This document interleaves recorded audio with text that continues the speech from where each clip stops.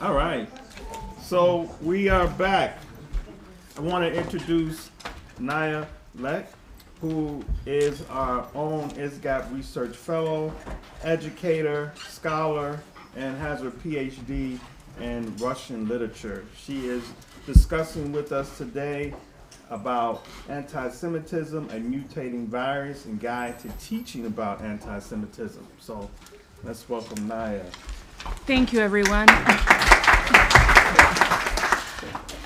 So a few remarks before I begin. I'm actually going to be going back to fundamentals and basics here.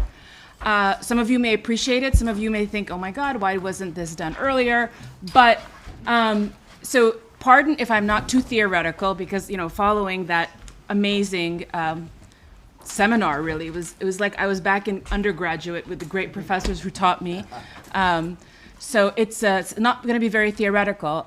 So I want to just begin a little bit telling you about myself, which is that I didn't dream to become a scholar on anti-Semitism, nor did I, it's not something I wanted. But I was an undergraduate student in the year 2001, 2002 at UC Santa Cruz in California.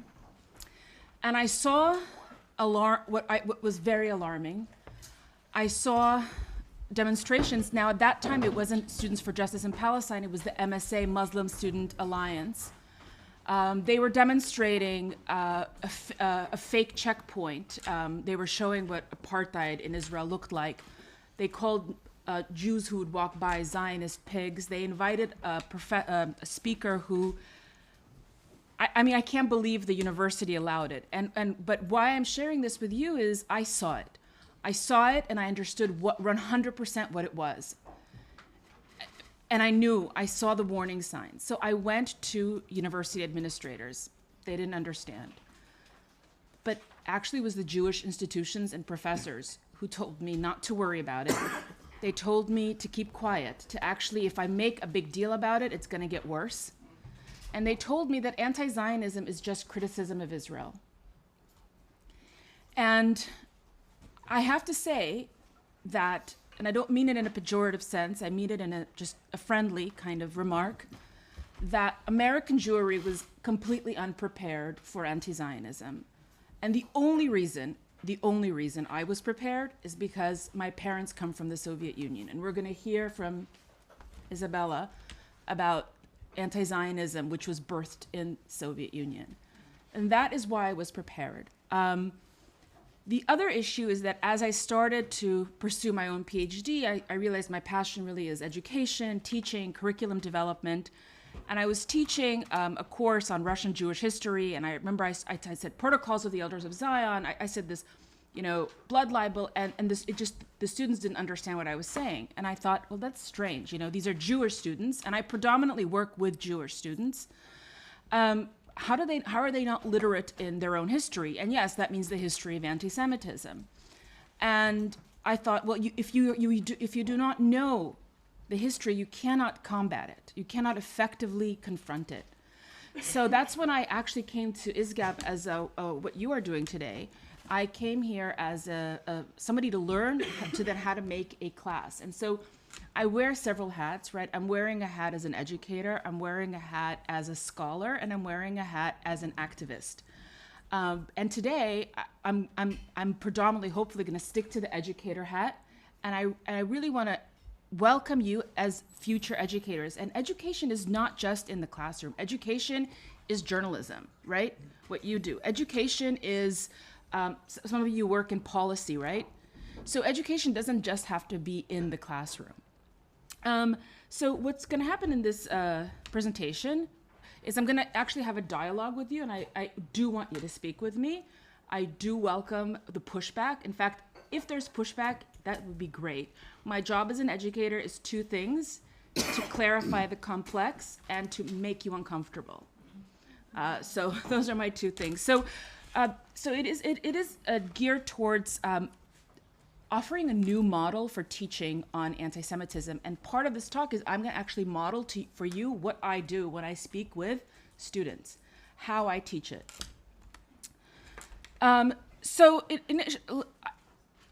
Bill spoke about trust. it's very important to have trust in the classroom. And one of the ways that I create this trust is I believe in transparency. And so I'm being very transparent. These are my objectives today. I hope I will keep to them. I want to briefly go over traditional methods of teaching when it comes to anti-Semitism. I want to present to you a new approach, and I dare to say I want to eschew definitions of anti-Semitism. I don't think that they're helping people understand anti-Semitism. I don't think IRA, 3D, JDA, or we learned today about the nexus definition. Perhaps that's not the most productive way of teaching about anti-Semitism, and discuss the benefits of this new approach. So, and please do stop me if you have any questions.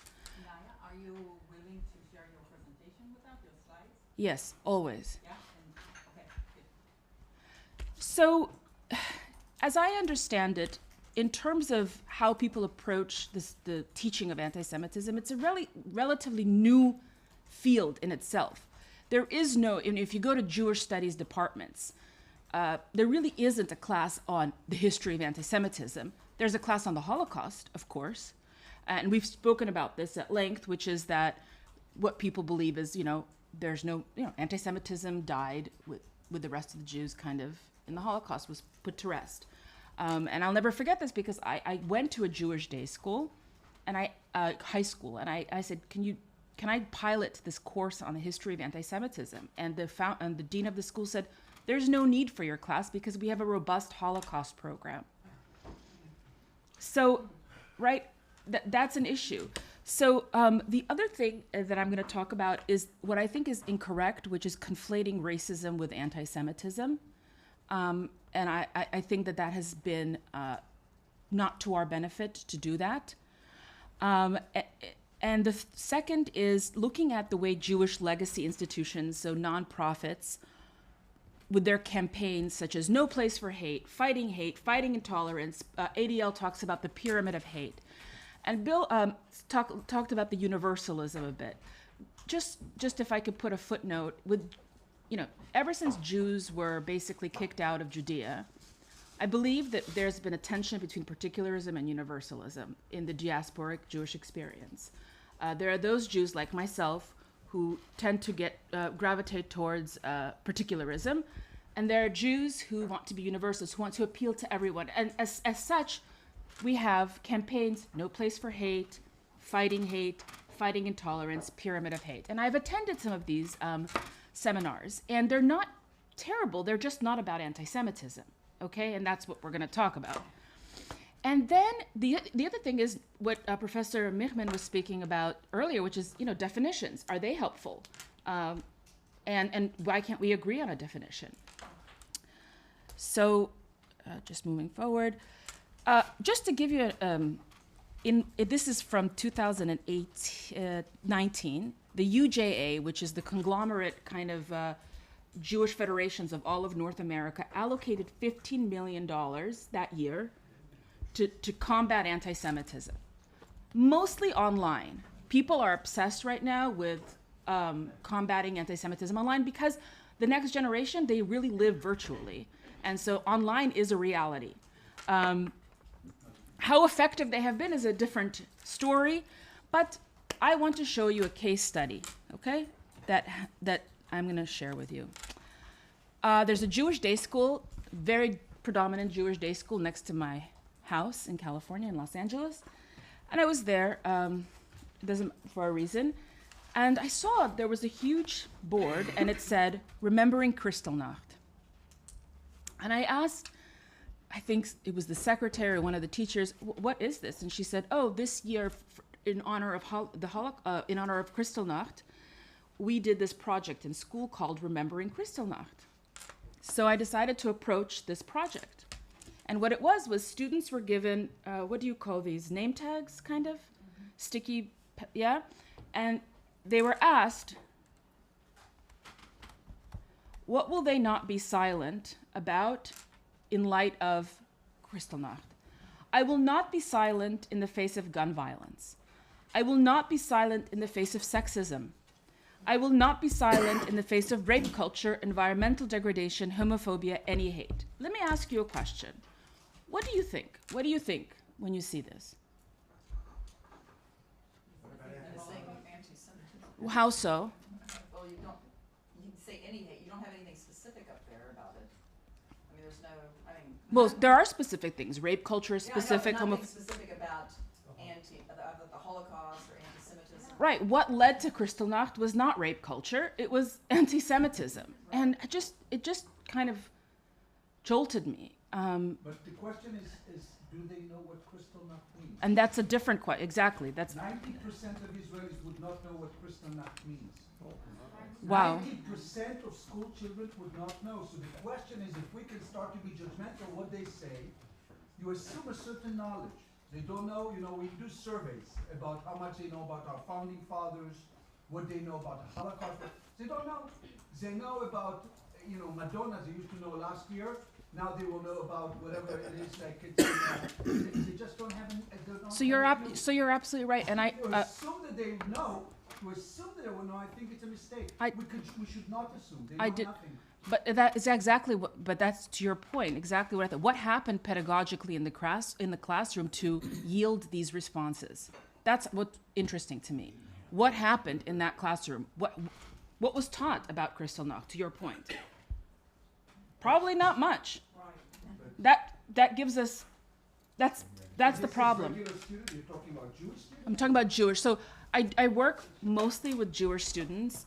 We found this out yesterday with the young scholars in college who, it's just amazing.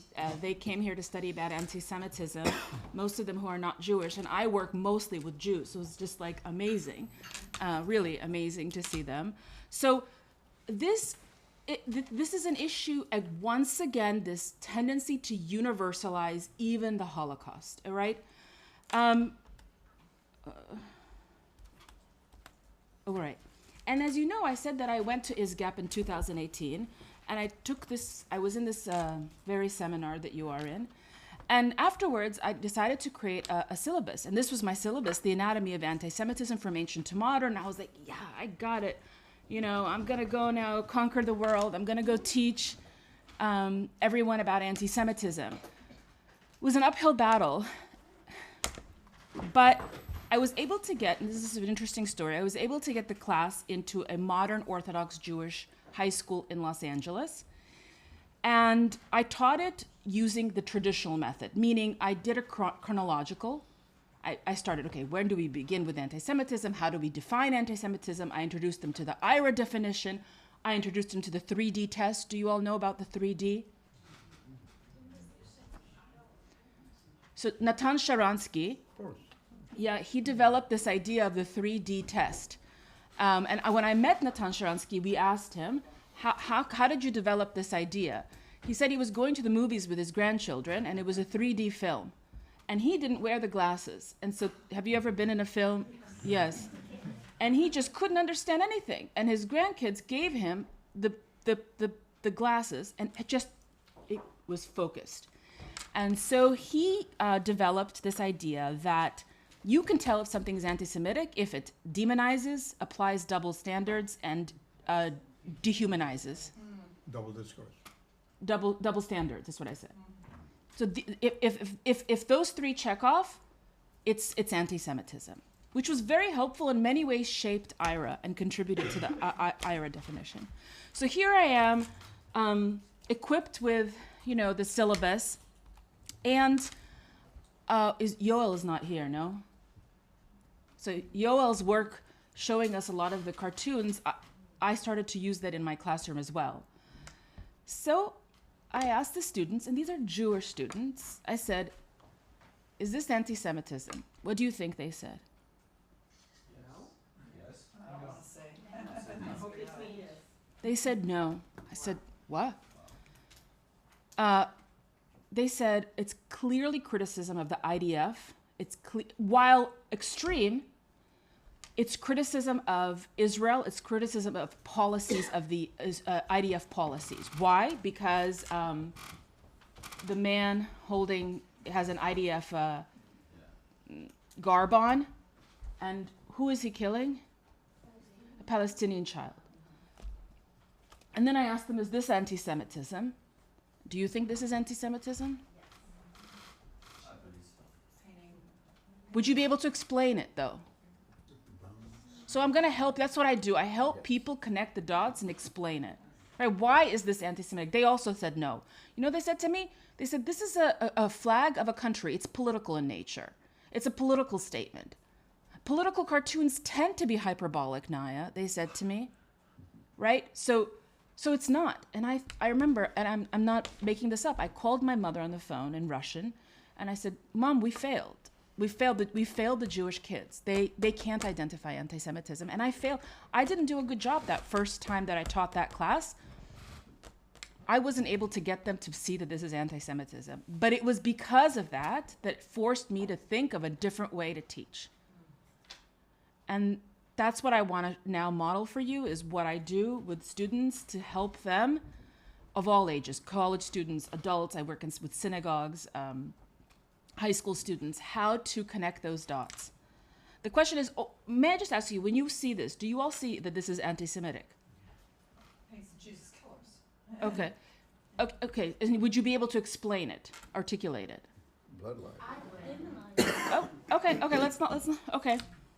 Well, what, could you just flesh it out for us? Well, I'm going to flush it out. This is what I'm going to do. I'm going to flush it out. So I'm going to model right now this model lesson. Once again, I begin with my objectives. I want to be transparent. I'm going to talk to you today about language of anti-Semitism and how it evolves. I'm going to actually argue that Jew hatred is very unique and it's not universal and has a very unique, what I call DNA code. And I want to practice together. So if I asked you, when did anti-Semitism begin, what would you say? Just don't raise your hands, please. How about from the young scholars over there? I would say from as long as Jews have been around. You would say from as long as Jews have been around. Okay. Yes, sir. I'd say the medieval period in Europe. Okay, the medieval period in Europe. Yes. Very interesting, from Egypt, okay. Beginning of Christianity. So with the birth of Christianity. And you'll get a final word. My question would be, well, I would ask, what do you mean by anti-Semitic? Oh, good. I like that. Term and what that denotes, or like Jew? Oh, that's excellent. So no, you're the first student who's ever asked me back. That's great. But as you can see, we got so many disparate responses, which kind of begs the question to your point. What is your name? Sorry? Megan? Yeah. You raise a great point, which is, well, how do you define this anti-Semitism? Right? What, othering? Is that what you're talking about? The first instance of othering another Jew?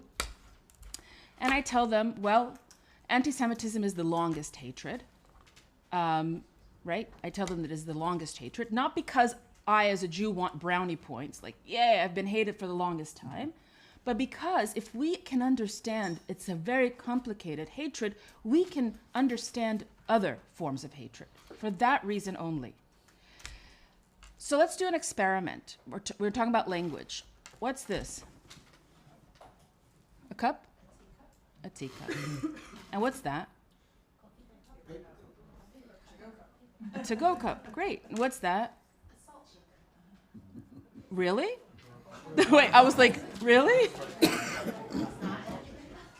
It's a glass. It's a glass. What do you call it? Bottle.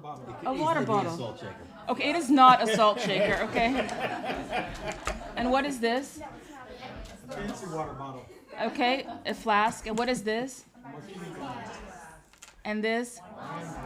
And we're back to cup. A mug. Yeah. So let me ask you now this question. Do they all serve the same function, would you say? No. Yes and no. So let's do it one at a time. Okay, sir, what is your name? James. James, talk to me. I said they all serve the same function. In what because sense? They hold a liquid, or it could be some other substance as well. So It holds. they hold a liquid. And somebody disagrees with this? Yes. Your name, young lady? I can't use the wine glass to drink my coffee. I can't use. Why not? Why not? Why not? Because the wine glass would get too hot and I couldn't hold it. I couldn't enjoy the coffee. certainly Okay. have drank wine out of a coffee cup. You have? Okay, so just for time, just because I want to get through this, this is a fun experiment on the fact that the truth of the matter is that they all serve the same function. One does it better, so a cup holds coffee better than it does than a martini glass, but they're both holding liquid.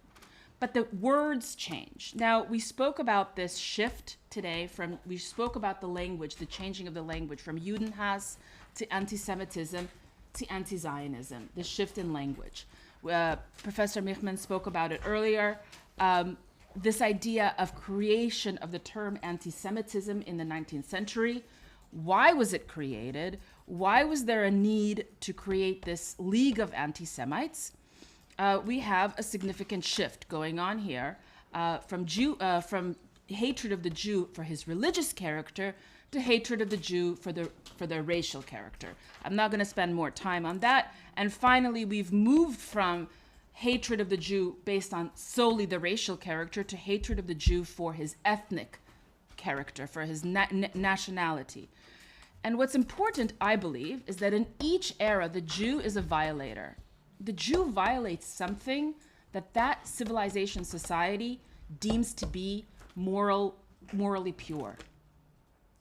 So, to your point, Nathan, yes? Nathan, right? To your point about medieval anti-Semitism, or somebody else said the birth of Christianity, you have this idea that we heard a lot today, even in Bill's lecture, that the Jew, just by the fact that he is a Jew and remains that stiff-necked Jew, right, is a reminder that they didn't, quote unquote, get on the salvation train. The Jew didn't get on that salvation train. And so the Jew, his very essence is a violation of that which we deem to be our North Star. Society evolves, the North Star evolves. Now the North Star is a little different. We've got Darwinism.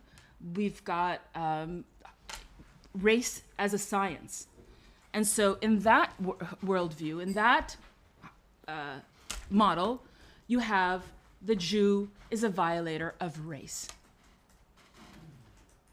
I remember at UC Santa Cruz when they said to me from the podium, not to me only, I am not an anti-Semite. I will denounce all forms of anti-Semitism. I am an anti-Zionist. And I thought to myself, you think you're fooling? And they were fooling so many people, right? They say, oh, I'm not an anti-Semite, I'm an anti-Zionist. Now, what are Zionists today? Seen as violators. What's the thing that we care most about today in the secular world? Human rights. This is our North Star. So guess what the Jew will be? A violator of that. I had a wonderful student one year, super smart. She's like, Naya, can you forecast what anti-Semitism would look like 200 years from now if we knew what the North Star of society would be? Like, let's say AI or something like that. I was like, wow, it's amazing. I said, no, I can't forecast anti-Semitism, unfortunately. But in this model, we see this shift of hatred of Jew once again from religious, racial, ethnic origin. And we see the Jew fulfilling that role of being something that violates a tenet that society deems to be important. Now, when I teach about anti-Semitism, I found that the IRA definition is not helpful. Because if you understand that anti-Semitism evolves, once you define something, you codify it. You kind of put a bracket on it and say, this is it. But you know that anti-Semitism will evolve. If you read the Rabbi Sachs piece, which I gave, which he's the one who came up with this idea of a mutating virus. So if we're talking about viruses, let's talk about viruses. What do we know? They attack the host body, they take over the host body, they can be slow acting, they can be fast acting, they cannot reproduce on their own, and this is what's important for us, they have a unique DNA, or now we know, we've become very learned in virology, RNA structure, and they evolve and mutate. So come with me on this journey of looking at anti-Semitism as a virus. How do we develop effective vaccines? How did they develop the COVID vaccine? Do you know? By weakening the virus? No. Yes, they did. Every DNA has a unique code, like ABCD, DCEA. You know, it's called the nucleotide sequence. So that's why, for instance, like the flu, they predict to the best case, but they don't know 100%. So I thought to myself, Naya, if definitions don't work, maybe you can you conceptualize of anti-Semitism as this virus? What would its nucleotide sequence be? What would its DNA structure be? And this is this DNA structure of anti-Semitism. Blood libel, world domination, demonization, dual loyalty, dehumanization, and avarice or money greed. So it actually doesn't really matter what century I'm in. I'm in the 14th century, I'm in the 19th century, I'm in today. If I can identify it, I know it's anti-Semitism. Also, it's a great way to not have to bring politics in. It's not about the right or the left. It doesn't matter, right? It's not about that.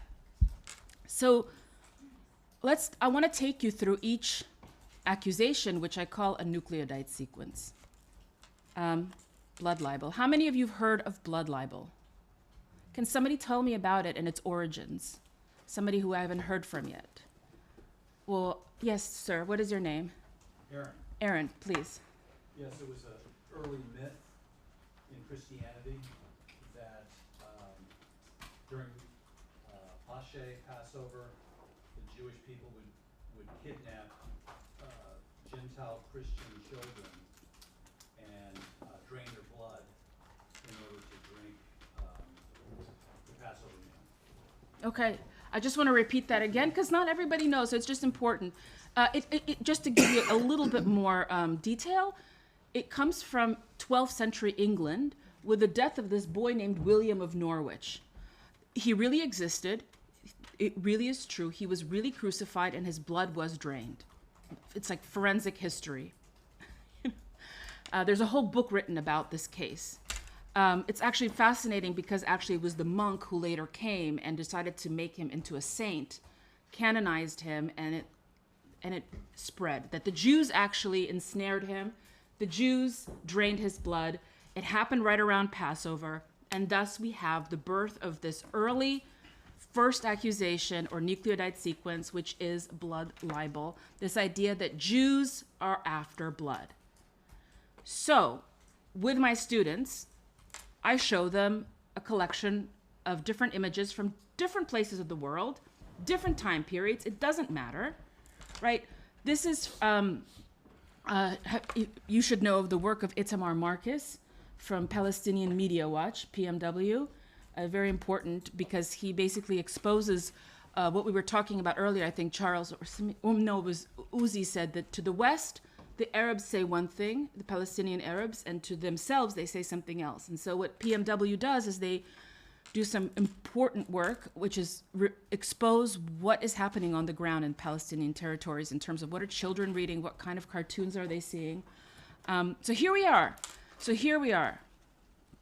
Here is a Jewish Dracula with teeth, bloody teeth, and he's about to kill not just a boy. You see this, everyone, right? It's a Palestinian boy, and it's always a boy because of that. Because of William of Norwich, that typology became iconic. It's iconic almost, right? With blood libel, it's always a boy or children because of William of Norwich. I don't know if you guys remember the conflict between Hamas and Israel 2021. I don't remember. It probably had a name. I forget its name. It was a terrible, terrible conflict. But the New York Times published this. Sorry, you can't read it. In the front page, you recall. Yes, they were just children. And images of all these children that Israel killed. Now, nobody said blood libel in there. Nobody has a dagger with blood, but it's implicit, this idea of Jews and children killing of the children. And it turned out that it was false. It was false. And some of these kids are actually Jewish kids in there, and they retracted. But the damage was already done, all right? And so when these kids told me this is not anti-Semitism, I said, you know what? because I'm trained in literary criticism or literary scholarship, close reading. I said, I don't care about the who is who. I don't care about the what. I care about the trope.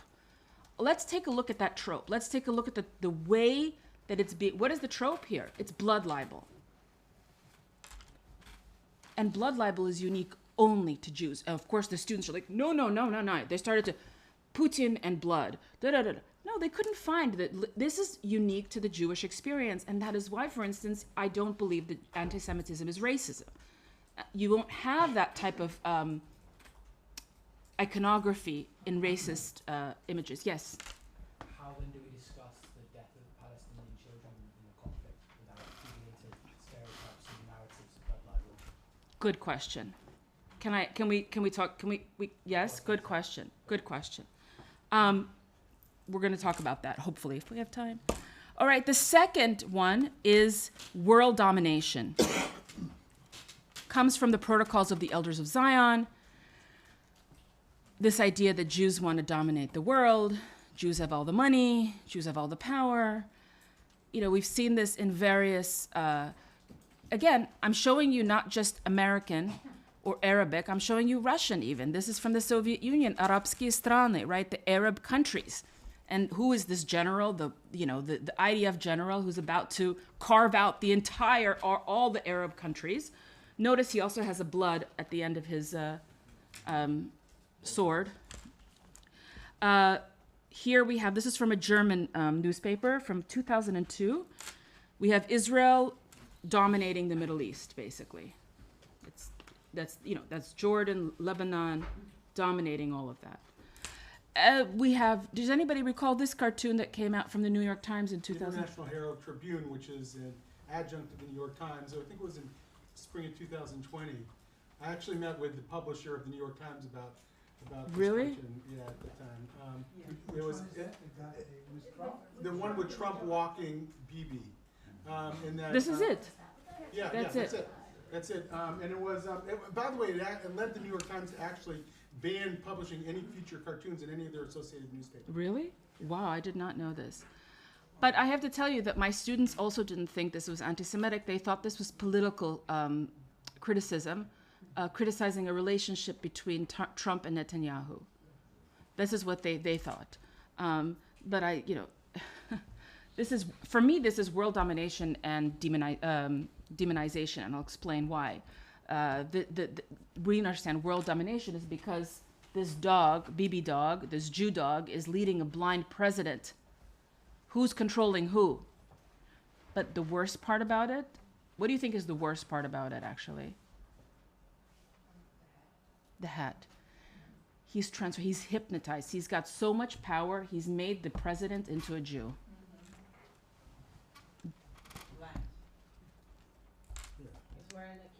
Yeah. Yeah, the hat. Yeah. It's and then demonization. Demonization is, and again, this is why I don't believe that anti-Semitism and racism are similar.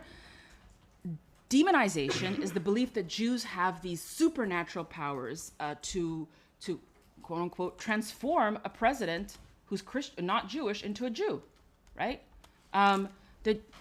Ilhan Omar tweets, Israel has hypnotized the world. May Allah awaken the people and help them see the evil doings of Israel.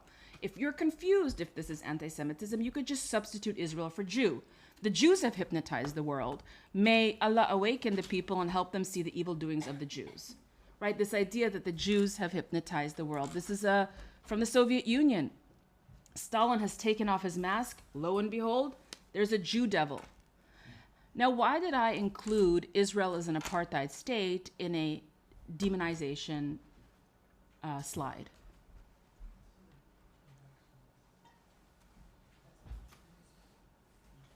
What a devil. Why did I do that? And by the way, you could disagree with me because this is just my attempt to help people explain. But okay, if you ask yourselves and people that you associate with, do you or your friends or your peers believe in devils and demons? They do? No.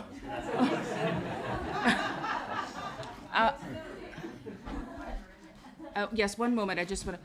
They don't. Most people I don't think, believe in Satan's walking around. This was common belief in, 5th, 6th century, medieval times, not today.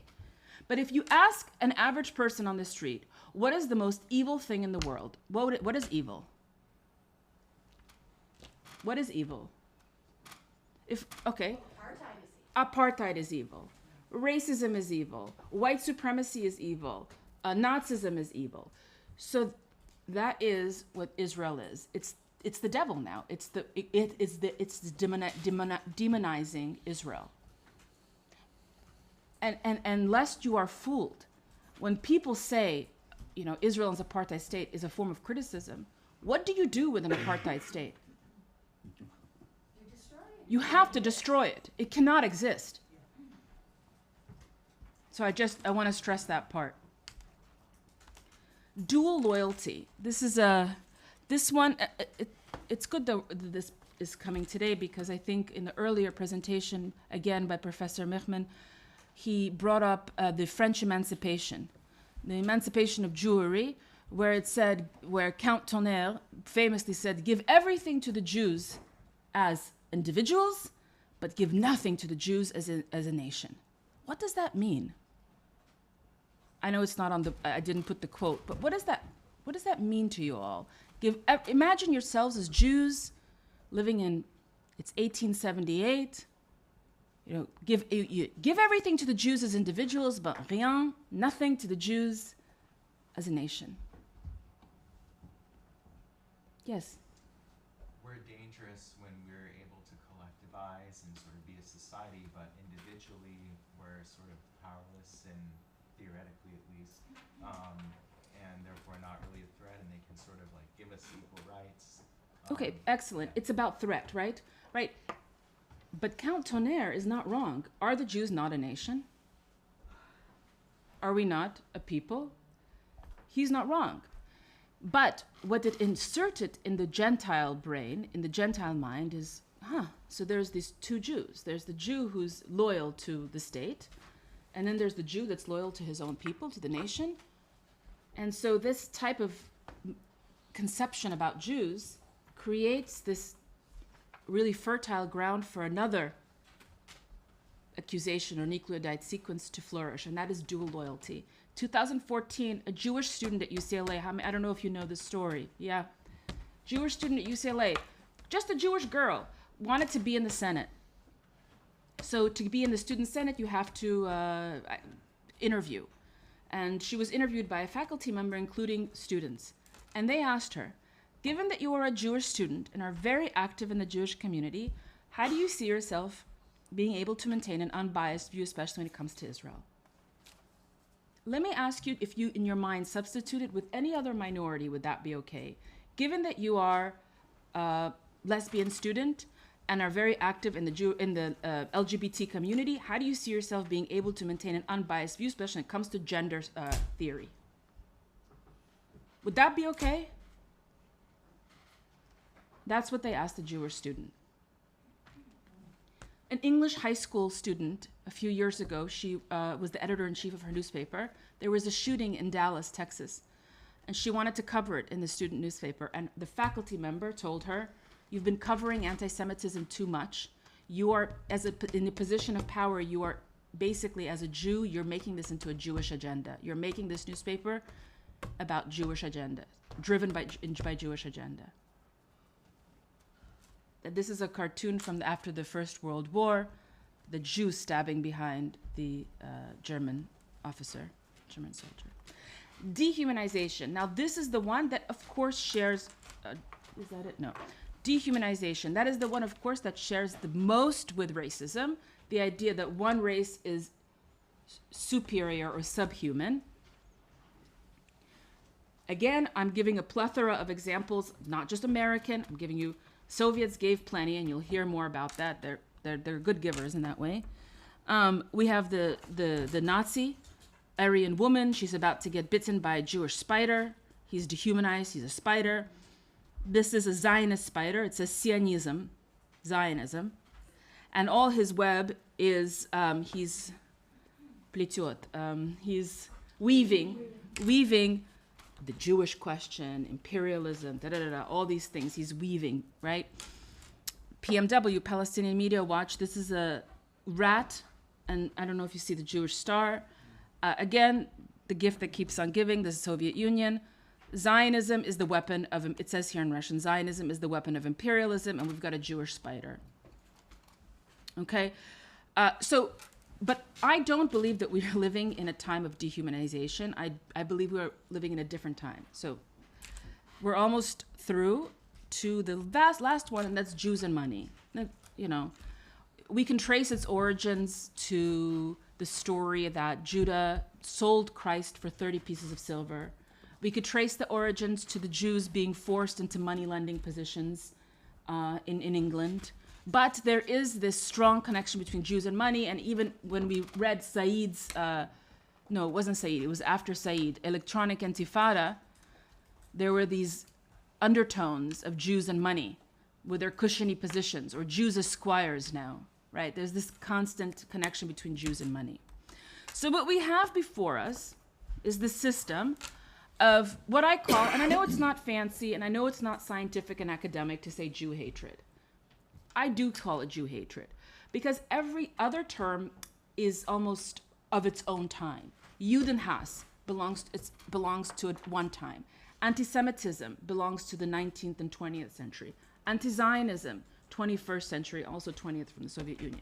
But each one of them has a different, and it's interesting, in my opinion, in studying this, I thought, well, which ones are the most prominent? So during the era of Judeophobia, blood libel and demonization were the most prominent of these 6 accusations. During the era of anti-Semitism, it was dual loyalty, dehumanization, and world domination. And today, during the era of anti-Zionism, it's crazy to think this, but blood libel is back. It's very strong. Demonization and power. Yes, it's world domination, but it's got a kind of little mutation into power. I'm going to address that in a minute. So, and this is a little bit of the progressive, I'm going to bring in this progressive framework a little bit. On the far right, what you'll hear is the Jews control the world. On the far left, Jews have privilege and power and are colonizers. They're basically saying the same thing, but with different language, different words, because their language is informed by a certain criticism, right? We just heard about power and privilege and colonialism, really from Foucault from here, you'll see, right? The focal point of power. When you look at all these studies and you refract it through the lens of power, now you no longer have history, you have narrative. We don't talk about the social contract, we talk about grassroots initiatives. There's no morality, it's all relative. There's no truth is personal, and justice has to be engineered. It's social justice. Because through that lens of power, these fields study, and so of course they produce this type of language when it comes to accusing Jews of having privilege, settler colonialists, power on the far left and on the far right, dominating the world. The slight mutation also happened to demonization. Now it's apartheid, racism, and Nazism, because that is the evil of this century. Oh yes, I forgot, and you had a question, Daniel. No, I just wanted to add something that I think that in the U.S. Context, settler colonialism is ties very clearly to genocide and genocide of indigenous people. And I would actually, I'm not sure about the division, but I think it clearly can be also on the other side as well. Okay, and you were going to ask something? Yes. Yeah, I just wanted to follow up on Nathan's question. Yes. In addition to the blood libel, I see a need to flesh out, let's say, this dual loyalty accusation. I hold an Israeli passport and American passport. It really sets it up for that accusation to be made. And so what's the answer there? What's the answer to, yes, the IDF accidentally, I think is going to be part of the explanation. Well, there will be victims, Palestinian children victims. How do we tease out accidental military actions. How do we go about explaining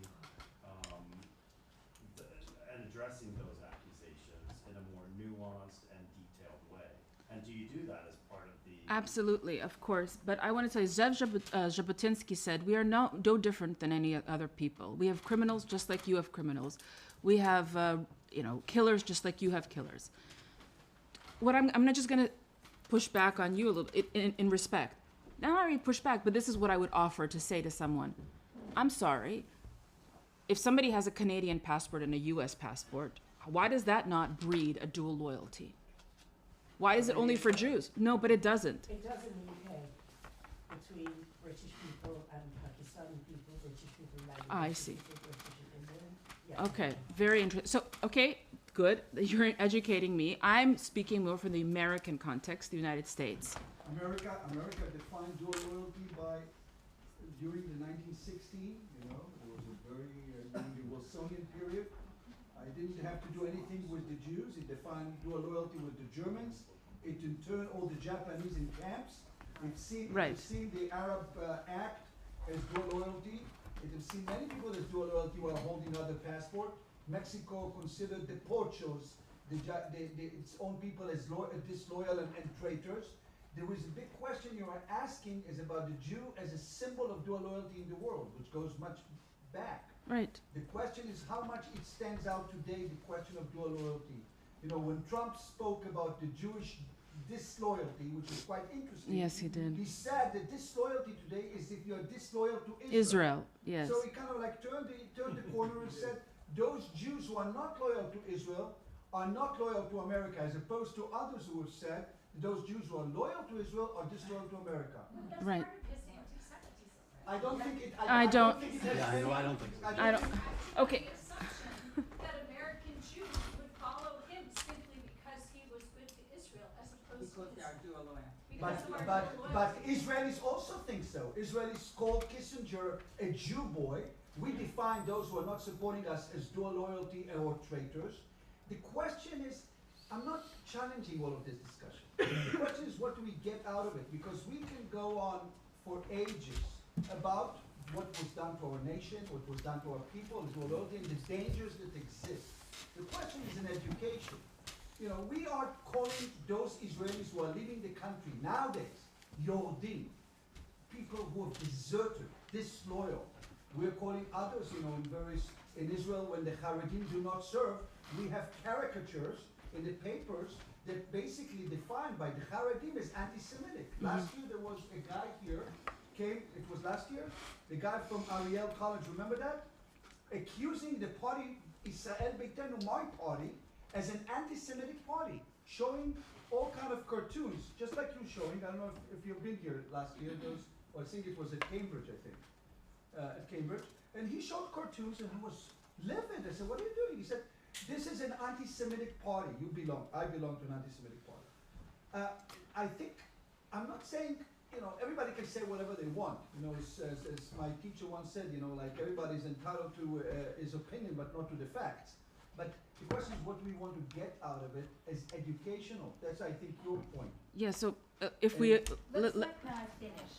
Let's let her finish the presentation. So I don't disagree with you, actually, but what I found is that when I show or demonstrate these 6 accusations or the DNA sequence, it helps people understand anti-Semitism that they didn't understand before, especially when it comes to this idea of power and colonization, right?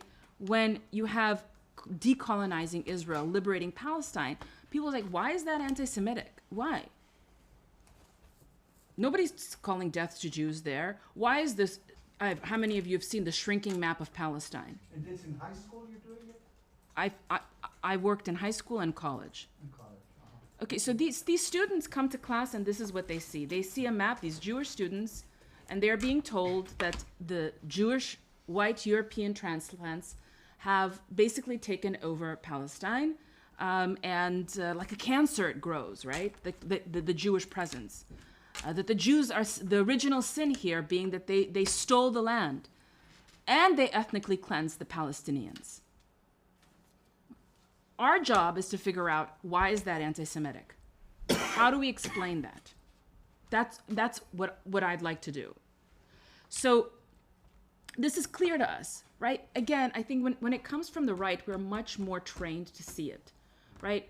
So this idea of, a hierarchy, and of course, who controls at the very top? It's the Jew.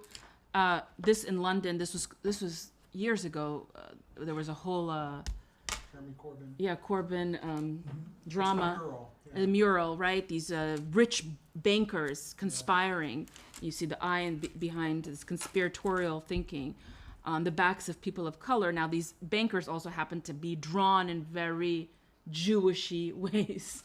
Well, one of them is supposedly one of the early Rothschild bankers. Oh, there you go. Yeah. Yes. Yeah, I mean, the guy. This one? Second from the right, or third from the right, is supposed to be one of the Rothschilds. Right. So I just want to say one thing. Look, when we see this, and my students have seen this, their teachers bring this to class. Okay. The spilled blood of this child. It's blood libel. And by the way, I don't know if you noticed, the blood is what is it? The shape of? Israel. Right? The Jews are the new Nazis. That's that demonization. Right? You'll hear about this again. Again, Mother Russia, thank you so much. Demonization. We got it from there. Yes, I apologize. Can you go back to the previous slide? You see the one that you're showing, and I saw that actually. This one? Times. Yeah, the one up there. Right. Yes. Why not creating something similar? Why it's, They have tried. They have. No, you create another map like that showing Israel historically. Like They've tried. I can show you. I have those maps. Yeah, we've tried. The Jewish world has tried. What's the diffusion of This is why, Professor Yossi, I don't know if I necessarily disagree with you entirely. No. But you don't know. Wait. But my point is, I actually think that anti-Semitism in the diaspora should be Israel's concern. It is a big deal. It is a huge problem. Yes, we are not threatened existentially. We do not have Iran telling us that he's going to wipe. But we are in a narrative war.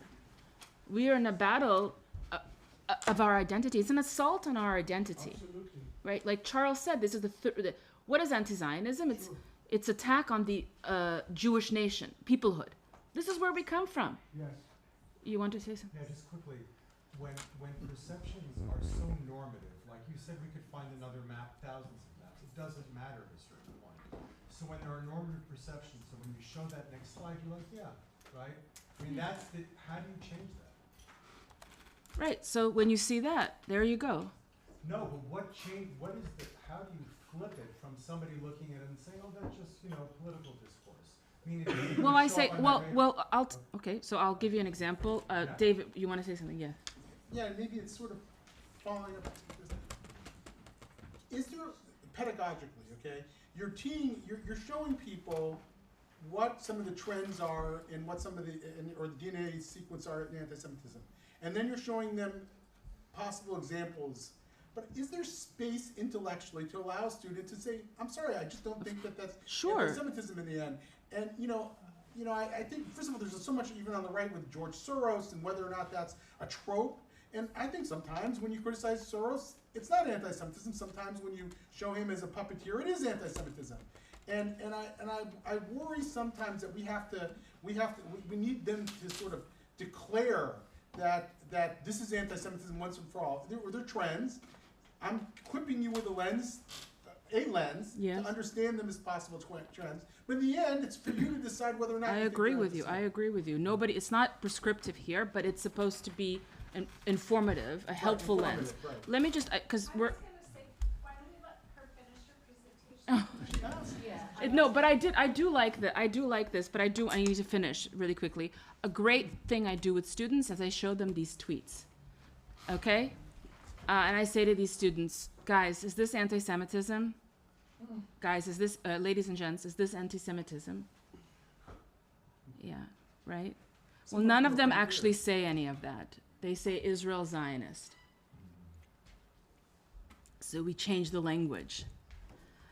And finally, to your point, you wanted to take a picture. I've been in your position sitting there trying to take pictures. Well, also you got 5 minutes. Okay, I'm almost done. Okay? What do you guys think about this?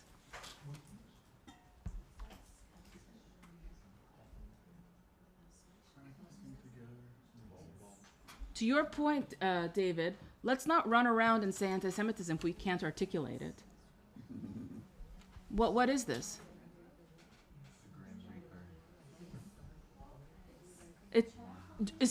Okay, so just for the sake of our time, because I only have 5 minutes left, I'm just gonna tell you, okay? This is a real story that happened in Los Angeles on a huge mural in downtown LA. I'm in this WhatsApp group, Jews Fight Back. They took a picture and they're like, you know, this is terrible. What's going on? It's this huge mural. It's anti-Semitic. It's horrible. Yeah, it's terrible. So I said, you know, I'm going to look up the address. I look up the address and I call the building. And I speak with a very nice gentleman, not Jewish, and I say, are you aware that your building has a mural that's very problematic and anti-Semitic? Because, you know, I've been getting calls all day, but I don't understand what's the problem. It's artistic freedom. I don't quite understand. And that's important. I said, okay, do you mind if I write you an email? He goes, no, not at all. So I write him an email. And in the email I say, you know, the Jewish people have been subject to anti-Semitism. There are certain parts of anti-Semitism that are very dangerous. Blood libel, okay? Right there, the child. Demonization, right there, the Grim Reaper. Dual loyalty, who's controlling America really? Do you see the Jewish stars? And I lay out these accusations. And this is for my students. Don't run around saying anti-Semitism if you cannot articulate, if you're not well-versed in the history. It's a crazy story. I could tell you guys later how this ended up. Okay. So people were like, let's go in the middle of the night, let's cover it. And a lot of people in the WhatsApp group said that it's actually a private property. This would be vandalism. It's incorrect. The Russians in Los Angeles decided to go and they just painted over it because the Russians don't care about, laws and stuff like that. So, but the point is, well, that's an interesting question. Like, and I asked this to students, is it okay to do that? Because you committed a crime. It is vandalism, right? Is it more like, but the point is, the story is that this was made by a Mexican artist, a graffiti artist, a street artist, who went to Gaza in 2018 and met with Hamas. And what I didn't show you purposefully is that on the bottom, I cut it off, is the Twin Towers. And this is 9/11 reimagined. It would have been too easy if the Twin Towers were there, right? That it was a Jewish inside job. So returning back to this, I think that if we educate Jewish, and I'm talking about my Jewish students, on the history of these tropes, they will see it. They will see that this is blood libel. And once again, why I do not prescribe to definitions is because once you define something, you put a border around it. And as we know, it's an evolving hatred.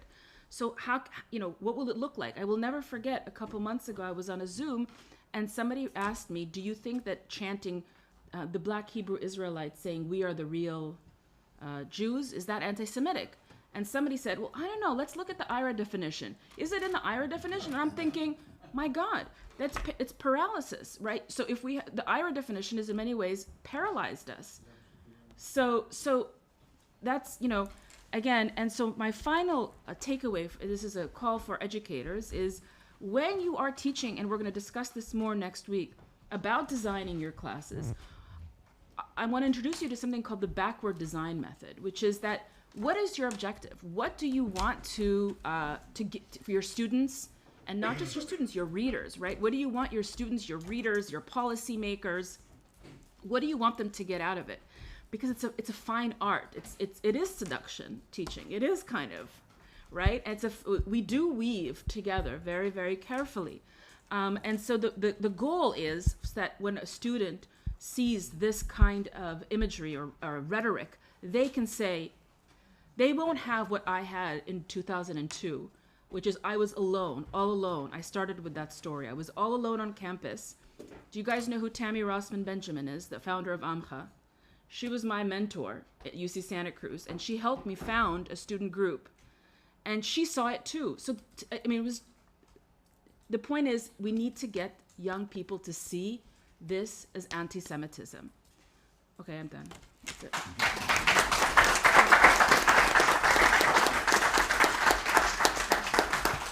You could choose people. Yeah, I wanted to go back to dual loyalty. And I wanted to point out, because prior to dual loyalty, we were talking about intersectionality. And intersectionality is intersectionality is the notion that people have more than one identity. And it is the celebration and the explication of the fact that people have more than one identity, that people should talk about the fact that they have more than one identity, should recognize that they have more than one identity. Okay. So how can you then turn around and say when a Jew has more than one identity, that's dual loyalty? That's the hypocrisy. That's So- not an intersectional claim now. So it's interesting, and what I'm going to say may trigger some of you, and you may think it. How old are your students? My students. So right now I predominantly work with high school. High school? Yes, mostly high school students. Mostly students in public schools, but I'll be working with private Jewish schools next. Don't you get pushback from parents from showing this kind of images? No. Naya, Yes. could you respond? You were about to say something. You were I was about to say something that you might think it's a little bit strange for me, a person who cares so much about anti-Semitism, to say this, but it's not entirely wrong that Jews have these dual identities. That's exactly what I'm saying. Exactly. I'm So, saying that for every other people but when in it's the world, we weaponized, celebrate their having more than one identity. right? But it's weaponized for Jews. That's what I'm saying That's too. what makes it anti-Semitic. Correct. What makes it anti-Semitic, again, goes back to Sharansky's definition, that it's only done, you take that same But at the concept of more than one identity, and when Jews do it, it's bad, anybody else does it, But I it's have to wonderful. tell you, if I was Stalin and Golda Meir came to Moscow, and she did, and all those Jews came out, I would be suspicious too. It's strange. It is strange. Golda Meir comes to the Soviet Union, to the Moscow synagogue. Jews came in droves.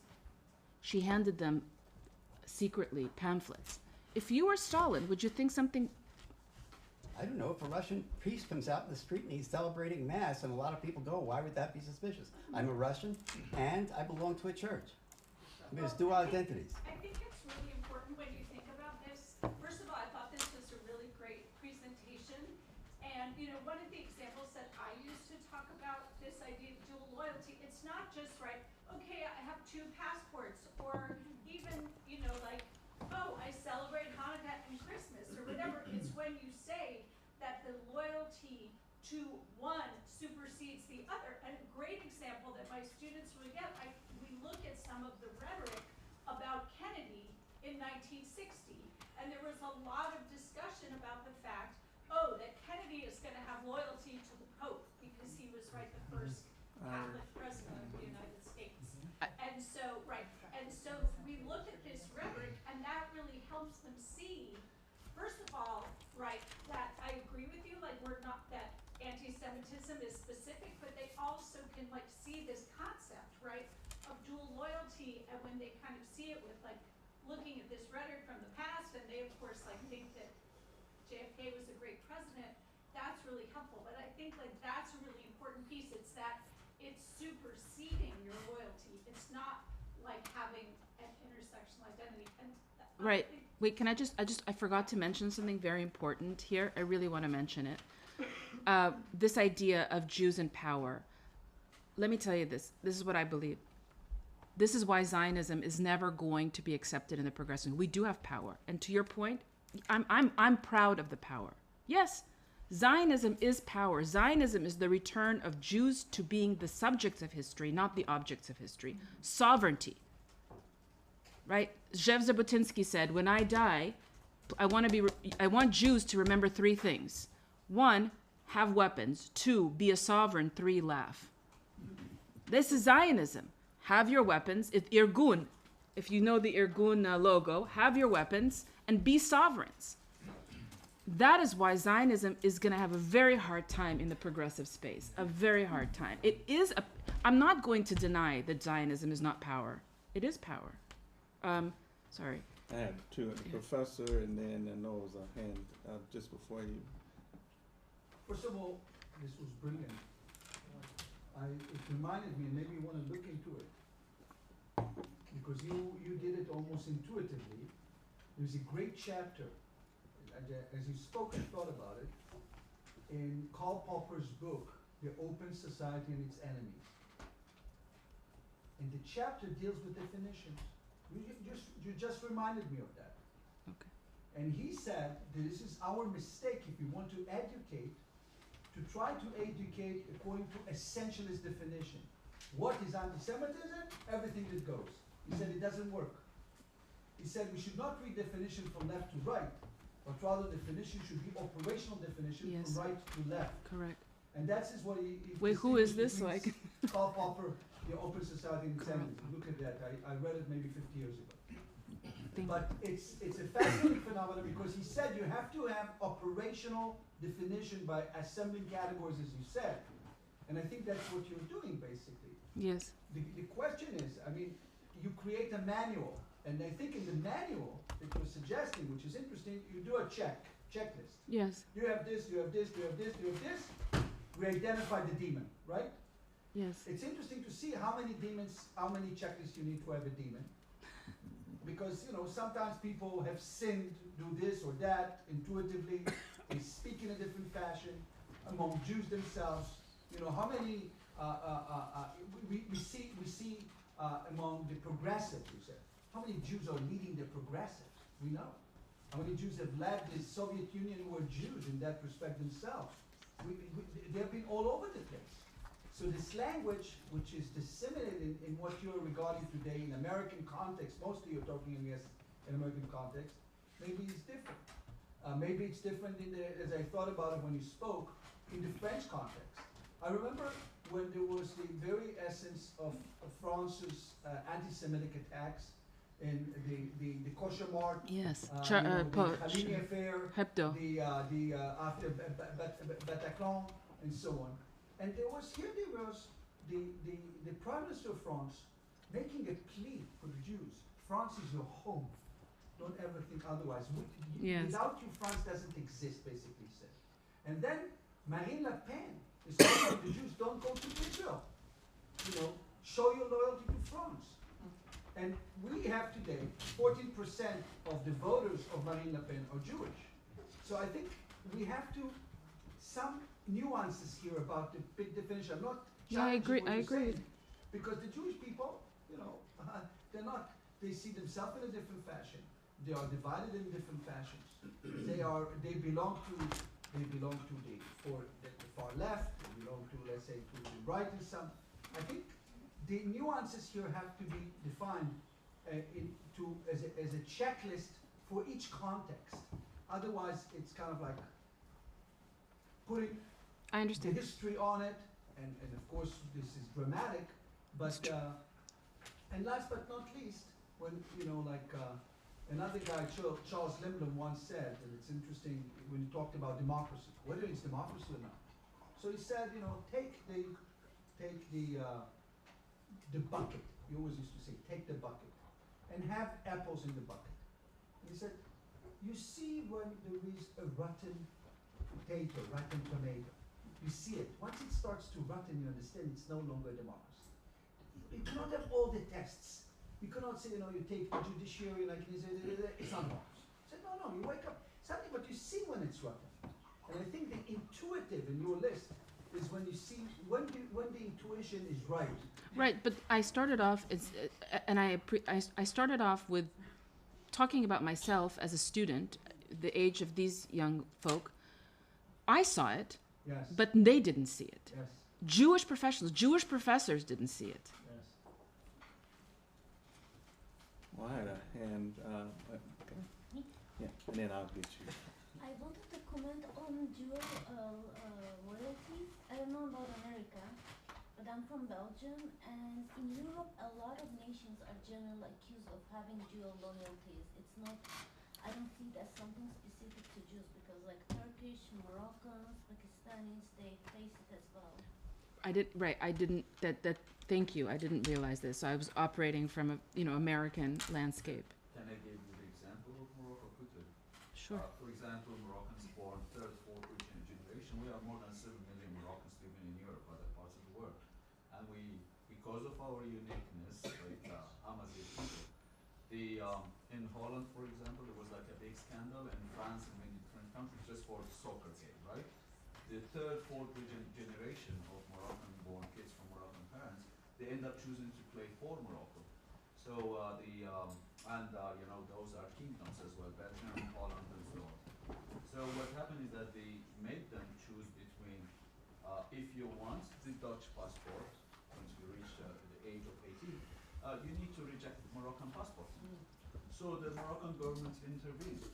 And they said, okay, so if you think that they have dual loyalty, we will just increase, so the government of Morocco, the Minister of Foreign Affairs became Moroccan Foreign Affairs and Moroccan Living Abroad, to show you that the Israeli government must, take a stand as well and say okay, if you think they have double loyalty, so be it. But the people are working there. You have different people like that, and that's it. You cannot force other governments to believe something else. So we suffer from the same thing in Morocco, and maybe Turkish as well in Germany. But that's it. I have 3 passports right now, and I don't care if they say oh, you have dual loyalty, because I have a tradition. I have 2,900 years old history. I cannot just change it like this. And you have to be proud of what you are, and that's it. If you think that I have dual loyalty or triple, as I have 3 passports, so be it. Sometimes there are even laws to enforce it that they have to choose between that country or this country, so they can either be Turkish or Belgian, Moroccan or Belgian. I have a hand in the back there. Naya, your talk is Mutation of Antisemitism, Lord Rabbi Jonathan Sachs. So I really enjoyed it. Very interactive for students. So could you speak to the issue of your presentation? You almost have to be part teacher, part curriculum developer, and part investigative journalist. Why? To keep up with the mutation. And so my question is, as anti-Semitism, the mutation is so quick now. It's moving so quickly that every day in the news, you develop a curriculum, but 24 hours, there's something new you can add. And you've done that in the presentation. You've made it contemporary and up to date. So what drives you every day? Just maybe speak to us as we develop our own curriculum. How do you keep up with the mutation of anti-Semitism? Well, I don't think it happens that quickly, actually. But also, I think that when you start off your class with offering your students that concept, that it does mutate, and that anti-Semitism is not just one form, you open up their minds to the fact, okay, so it can change. You as you said, you can't, I guess I'm an investigative reporter, but because I think I'm plugged into the young people and they send me everything that is happening in their schools, I see crazy stuff, and it's most up to date. So it's because young people just have their fingers on the things that are, the things that they are told in school. Forget already anti-Semitism. In Los Angeles Public High School, Pacific Palisades High School, they had to read a book, and after reading the book, they had to check off their privilege. Are you white? Are you Jewish? Are you heteronormative? And after checking off those privileges, the essay was write your essay understanding this book based on your privilege. Did they count Jewish as privilege? Yeah, that is right. Again, I'm going to speak in America. This idea of Jews are privileged is yet another form of this domination power. Dr. Small, then I know, gentlemen. The United States of America, because from Chile to Yes, yes. all it's America. But no, I appreciate what you said about the power of Zionism. And we should never act small, and we're blessed to have the power, because when we were powerless, we know our history. Yep. And now we have a bit of sovereignty and power, and we should never be Not embarrassed apologize for and that. and not allow people to beat us down, that we should be apologetic for our sovereignty. So thank you for reminding me that. And I'll say, and this goes to the point with the Maoris, when Jerusalem was liberated, the first soldier into Jerusalem, 1967, said that he is not condemning the Jordanian soldier or the British soldier. He's liberating Jerusalem from Rome. Wow. From Rome. And in Jewish perceptions of history, we are in the exile of Edom, Yes. of Rome. There's 4 exiles. There's Egypt, which is slavery, Persia, which is annihilation, the Greeks are assimilation, and Edom is the longest exile. It goes to deeper than the depths of the deepest sea, and it encompasses assimilation, slavery, and genocide, annihilation. So we are liberating ourselves from this exile. And furthermore, I think why liberal New Zealanders and liberal Canadians and liberal Americans and liberal Oxbridge Sorbonne intellectuals are terrified of the Jewish power is that we are perhaps the first people to return to our land and liberate our land and speak our language and have our culture and have our religion. It's a miracle. It is a miracle. Returning from all over the world But to our home. Yes, sir. And I think Zionism is actually a model or an example of without sounding too arrogant, it's an example to the people who are still colonized and still enslaved, and their resources are being stolen from them from all over the world. And it's not, if you think about it, it's not surprising that these Oxford Anglo-Saxon professor, the French intellectuals, and the American liberals in New England, and in Toronto University and McGill University, on the land of the Mohawks and the indigenous people, are so nervous by Israel's and the Jewish people's sovereignty. Think about it that way for a moment. And I want to add something to that. I'm not trying to be dramatic, but the Jewish students in the United States of America are on the front lines, and they feel, I think we used the word naked before, they feel completely, Naya, they text me, just now, a freshman at UC Berkeley, Naya, can you give me the reasons why Israel is a legitimate state?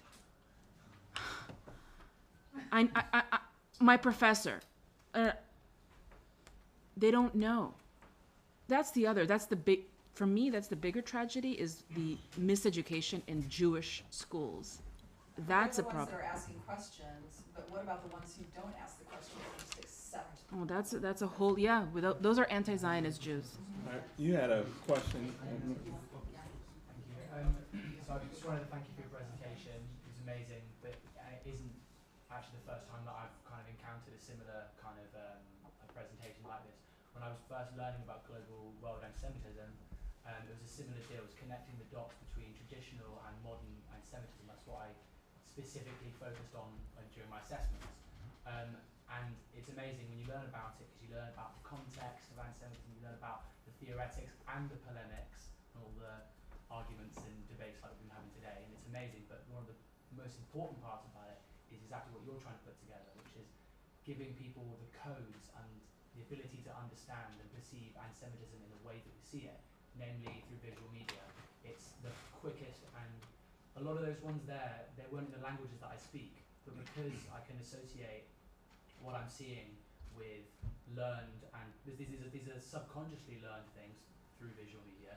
That's how this is like a very, very, very strong form of communication, and it's really important. But at the same time,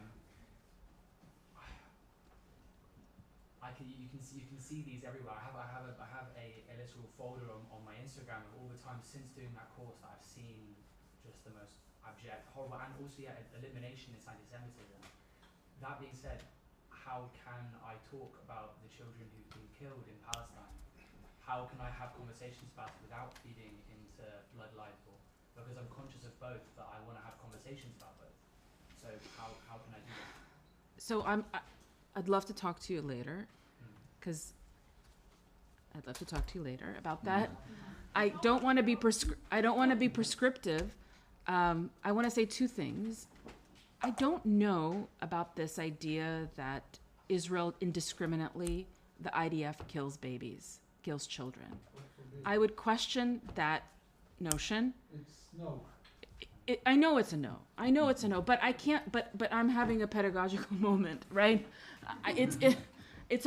But we would talk about the sources.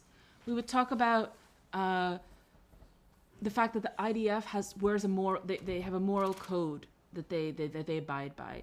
Do children get killed? Absolutely. On purpose, intentionally? That's what I would ask. And second, I think, and again, I'm not going to tell you how to speak, but I would say, listen, if I was talking to a Jewish person, I'd be like, listen, I understand that this is a big accusation that's historically very traumatic to the Jewish people. Identify it, label it, and say, but like you did right now, which was amazing. But there isn't.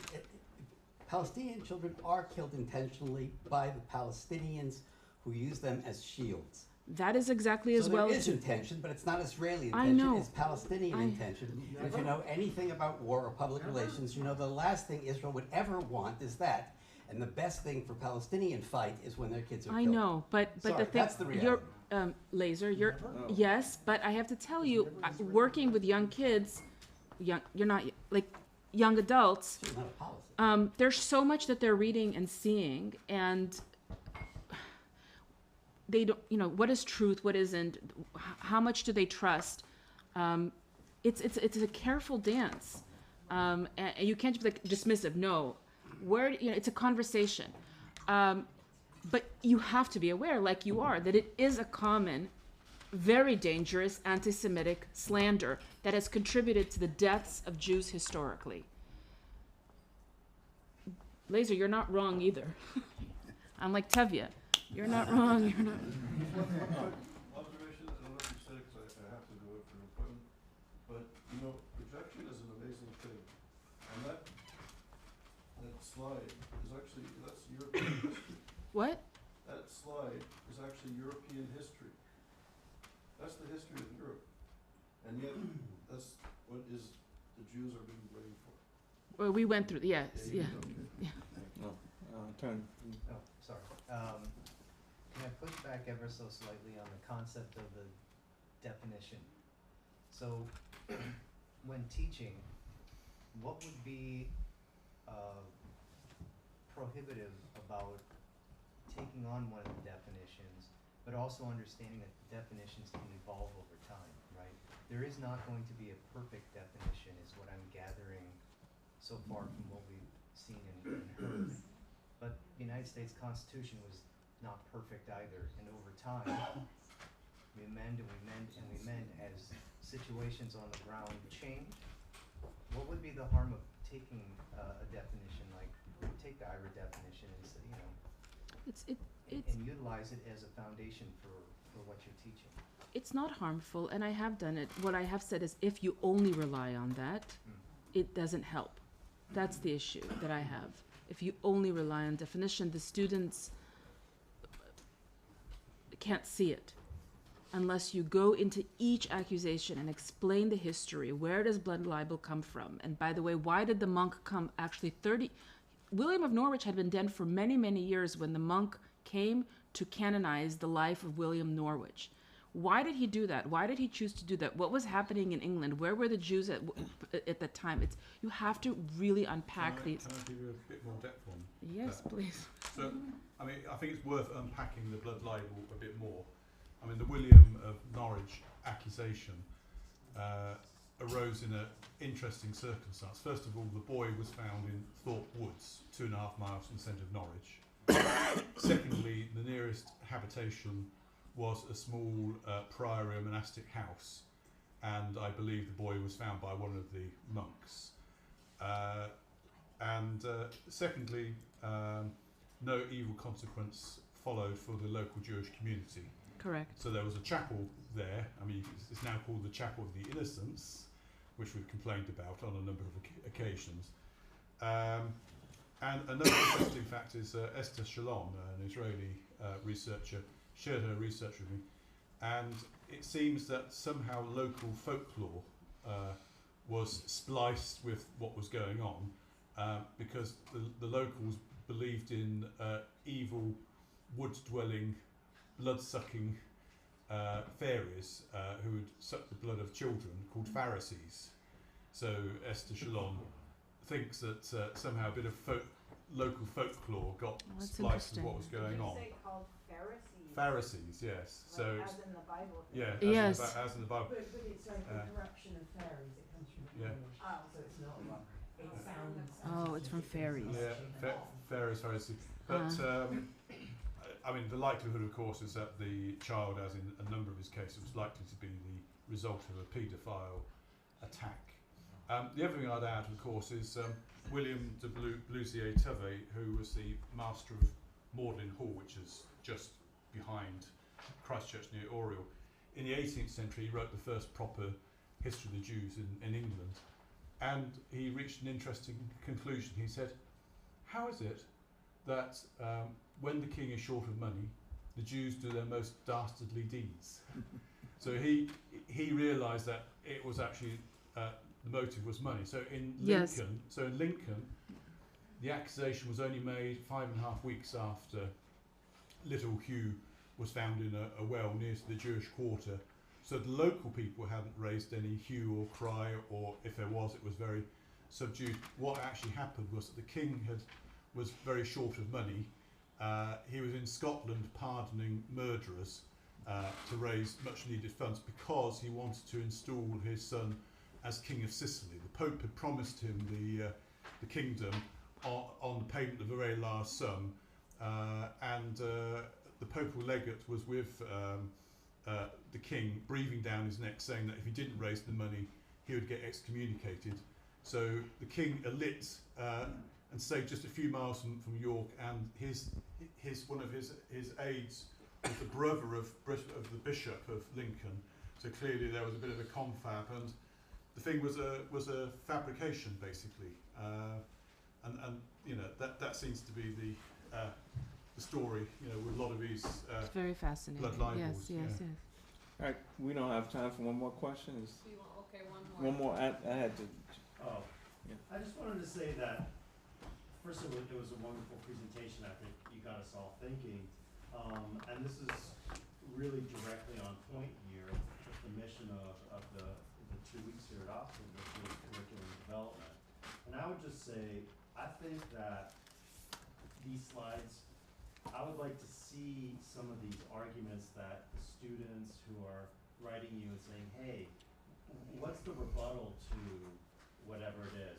How is Israel legitimate? How do we rebut Nathan's point of what happens when a Palestinian child gets killed? And I think we lose credibility if we don't confront it head on. What does that mean to confront it head on? What does that mean to confront it head on? I think we need to have an answer to Nathan's question. What happens when the IDF, obviously accidentally, obviously in the But I don't know. context of war- Wait, pause. Nathan, do you have my?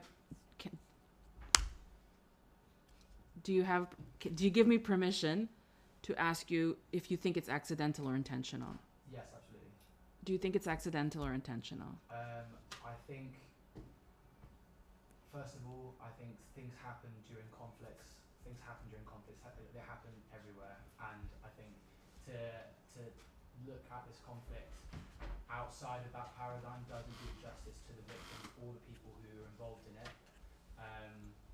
I think accidents happen during conflicts, but at the same time, when a journalist gets shot in the head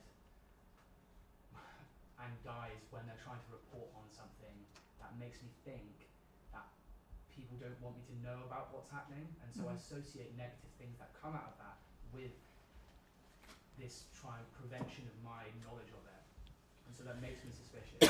Thank you. So that was amazing. Thank you so much. The journalist. That's a whole other lesson that I developed around the journalist. By the way, do you know how many journalists were killed in the conflict in Ukraine? Many. How many have we heard about? None. You know how many journalists were killed in Syria? By ISIS? That's the thing, though. You see, why are they reporting about this in Ukraine? Do you know how many journalists have died? Terrible, but that's exactly the anti-Semitism we're talking about. You select a condition, you select a case, and say, you know, a journalist was killed. Tragically speaking, and let's assume, for the sake of assumption, because the army checked it 150 times, that some stupid guy killed her. Let's assume. Then you make a theory about it. Well, if you take other conflicts, if you take any comparison, take Bora Bora, take anywhere, you know, like, the point is that this has to be made. This is not in any fashion of policy, on the contrary. You know, this is a total condemnation, total investigation to check if, God forbid, we made a mistake. If, God forbid, there was something else, then of course the whole fabric has been destroyed. But don't make any mistake about it. Any one of us who served in the IDF or knows the IDF, I was on the Security and Foreign Relations Committee. Any violation, you test 10 times to see that it was not, God forbid, intentional. Dostoevsky said, "Do not judge a society based on its criminals. Judge a society based on how it dispenses with those criminals." Exactly. So we have the case of Shlomo. What was his name? The terrorist, the Jewish terrorist. Baruch Goldstein. Baruch Goldstein. Thank you. Baruch Goldstein did a terrible thing, but what does Israel do? Israel does not make streets in names of him. Israel doesn't put murals of Baruch Goldstein. So once again, we have our criminals. We have people, but judge our society how we dispense with them. All right. On that note. Yeah. Go ahead. Thank you, everyone. Naya, can I just say one thing? Just kind of a plug for ISGAP WhatsApp. And I wasn't implying that anti-Semitism mutates quickly, just the expressions, like blood libel. So it's very difficult to keep up with all this new information on these issues that you presented. But like in WhatsApp, when you see something, say something, and you give people information for their own curriculum. Also, I just want to, speaking of information, we have a lot of books on the table that we bought for you. So I know that not everybody wants to pack their books and slip them in their suitcases. You can mail them home, but please take them. They're a great resource in addition to your library. And lastly, breakout